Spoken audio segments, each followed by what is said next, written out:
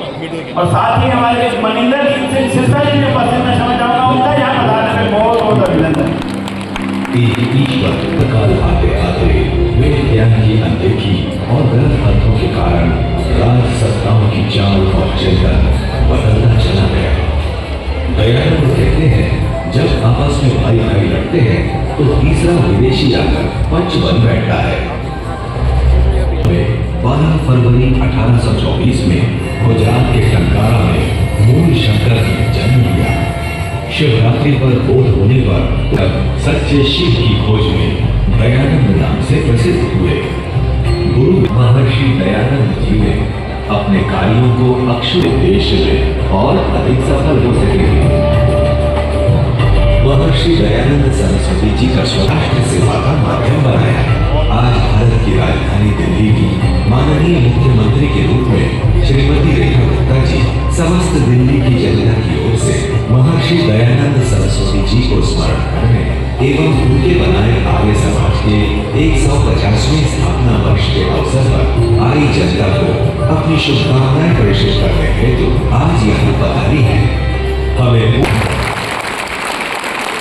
आशीर्वाद देते हैं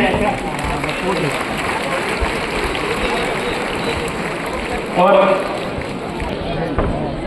बच्चों हो गया। बच्चों आइए लक्ष्य जी मनिंदर जीत सिंह सिरसा जी से अनुरोध मैं करूंगा कृपया वो मंच पर पधारें। श्रीमान राजकुमार जी से निवेदन है मंच पर पधारें। डॉक्टर अनिल अग्रवाल जी से मेरा अनुरोध रहेगा कृपया वो मंच पर पधारें। साबित शासन से एक बच्चों के साथ चित्र होगा बहन जी का, बस थे वही वो तुरंत बच्चों को रवाना कर दीजिएगा। आशीष जी हरियाणा तालियां द्वारा अभिनंदन बहन जी के मंच पर पधारने पर।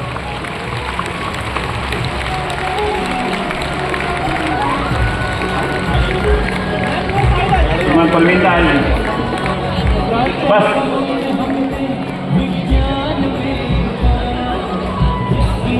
आइए सभी बच्चे नीचे आ जाए, नीचे करवाइए।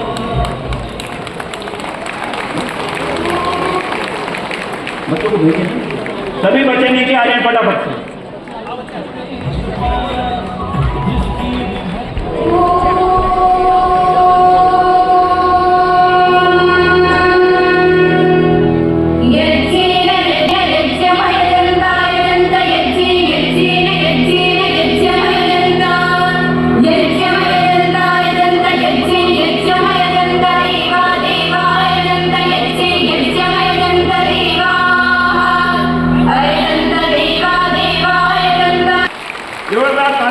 अभिनंदन है हमारे बहन सुषमा शर्मा जी से कि वे पीठ वस्त्र द्वारा बहन जी का अभिनंदन करें कि वे स्वामी सत्यनारायण जी महाराज आर्य समाज के इस मंच पर पधारने में बहुत बहुत अभिनंदन, बहुत बहुत स्वागत। आगे बढ़ाएगा, बहुत सुंदर गायक अर्थ है इसका। बहुत बहुत धन्यवाद, तालियों द्वारा बहुत बहुत अभिनंदन। दिल्ली की मुख्यमंत्री बनने के पश्चात गर्व हमारे गौरव की प्रतीक आदरणीय में है रेखा गुप्ता जी का आर्य समाज के इस मंच पर 150वें वर्ष के अवसर पर बहुत बहुत अभिनंदन, बहुत बहुत स्वागत। बहुत धन्यवाद विनय जी, आपके इस मंच पे जो आशा भरे उद्गार आपने भारतीय जनता पार्टी, दिल्ली सरकार और हमारे प्रति, मेरे और भाई सिरसा जी के प्रति कहे, दिल की गहराई से आपका बहुत बहुत अभिनंदन करती हूँ। ये विश्वास ही कहीं ना कहीं ऊर्जा देने वाला होता है। जो विश्वास, जो आशा, जो आकांक्षा आपके मनों की है, वो सरकारों को काम करने की प्रेरणा देती है। और मुझे विश्वास है कि आज इस सभागार से एक नई ऊर्जा, एक नई प्रेरणा और आप सबका मार्गदर्शन लेकर के मैं यहाँ से जाने वाली हूँ। बहुत साधुवाद देती हूँ आर्य समाज प्रतिनिधि सभा को, जिनके द्वारा इतना सुंदर आयोजन आज का यहाँ पे हो पा रहा है। आदरणीय धर्मपाल आर्य जी, सुरेंद्र अली जी, सतीश चड्डा जी, मनीष भाटिया जी, सुषमा शर्मा जी, SK आर्या जी, विजेंद्र गुप्ता जी, विद्यामित्रा ठुकराल जी, विनय आर्य जी, राजकुमार जी और स्वामी सच्चिदानंद जी, और हम सबकी बहुत ही प्यारी दीदी किरण चोपड़ा जी और मेरे साथ आए भाई सिरसा जी। मैं चाहूँगी कि एक बार जोरदार ऊर्जा के साथ में आप लोग अपने लिए ताली बजाएं। हमारे डॉक्टर अनिल अग्रवाल जी जो हमारे संचालक हैं दिल्ली के, आपकी उपस्थिति भी मेरे लिए बहुत ही प्रेरणा देने वाली है। जब मैं सोच रही थी कि अपनी बात मैं कहाँ से शुरू करूँगी, आर्य समाज के इस मंच पे खड़े होकर यदि 2 लाइनों में मैं पूरे आर्य समाज की कार्य पद्धति को परिभाषित करूं तो कुछ ऐसे कह सकती हूं कि तुम स्वर्ग नहीं धरती का श्रृंगार करो, तुम स्वर्ग नहीं धरती का श्रृंगार करो, सपनों को नहीं सच को नमस्कार करो, भगवान को दिन रात रिझाने वालों, भगवान को दिन रात रिझाने वालों, भगवान के बंदों से भी प्यार करो। धरती पे मानव मात्र की सेवा, उसको आगे बढ़ाने के लिए जो काम आर्य समाज के द्वारा किया गया वो अपने आप में अतुल्य है, उसका कोई कंपैरिजन है ही नहीं। एक व्यक्तित्व निर्माण की संस्था मैं उसे कह सकती हूँ, जिन्होंने हजारों लोगों को उस सांचे में ढला जो देश और समाज के काम आ सके, देश और समाज के काम आ सके। और यही कारण है कि जब देश आजादी की लड़ाई लड़ रहा था, स्वतंत्रता संग्राम चल रहा था, तो उसमें बहुत बड़ी सहभागिता आर्य समाज के प्रतिनिधियों की थी।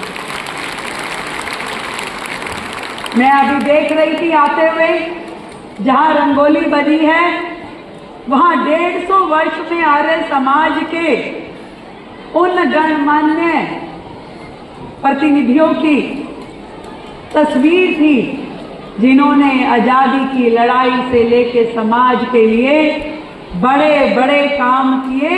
और आज ये कहने में मुझे कोई संकोच नहीं है कि यदि रेखा गुप्ता भी यहाँ खड़ी है तो आदरणीय दयानंद सरस्वती जी की वजह से खड़ी है।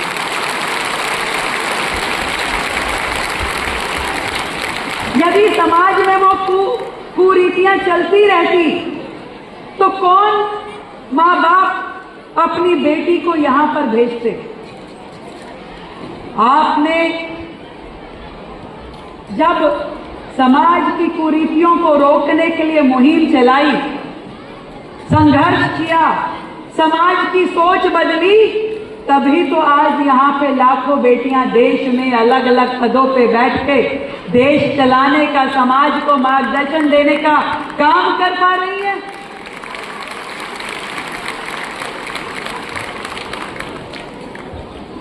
सरकारों ने तो नारा दिया शुरू में, बेटी बचाओ, फिर उस नारे में जुड़ा बेटी पढ़ाओ, अब मोदी जी ने जोड़ा है बेटी बढ़ाओ।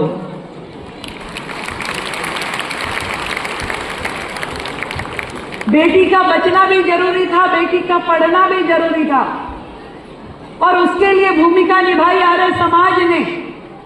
पूरे समाज में शिक्षा को लेकर, स्वास्थ्य को लेकर के जो काम विश्व भर में आर्य समाज के द्वारा किया गया वो अतुल्य है।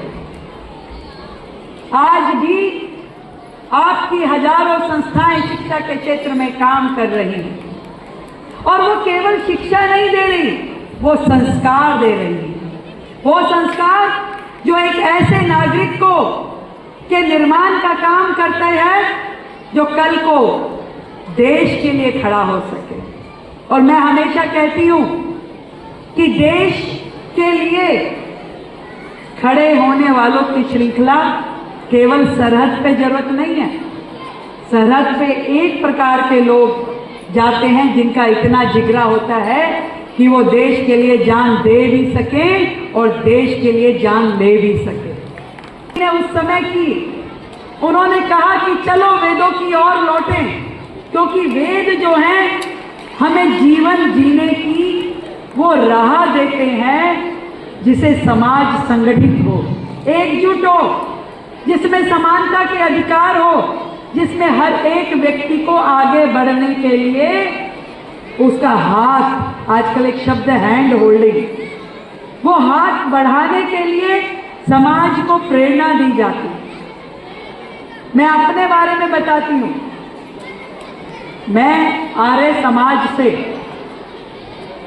वर्षों से जुड़ी हूं और जब जब भी मेरे जीवन में कोई नया अध्याय लिखा जाना हुआ, मैंने हमेशा आर्य समाज को बुला करके वहां हवन यज्ञ करके प्रभु के सामने हाथ जोड़े कि हे प्रभु, मेरे लिए वो मार्ग प्रशस्त करो जिस पे चल के मैं भी अपने देश के लिए कुछ कर सकूं, मैं भी अपने समाज के लिए कुछ कर सकूं। समाज हित के काम होते जाएं, करते जाएं।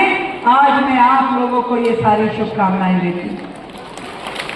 धन्यवाद आपने बहन जी का।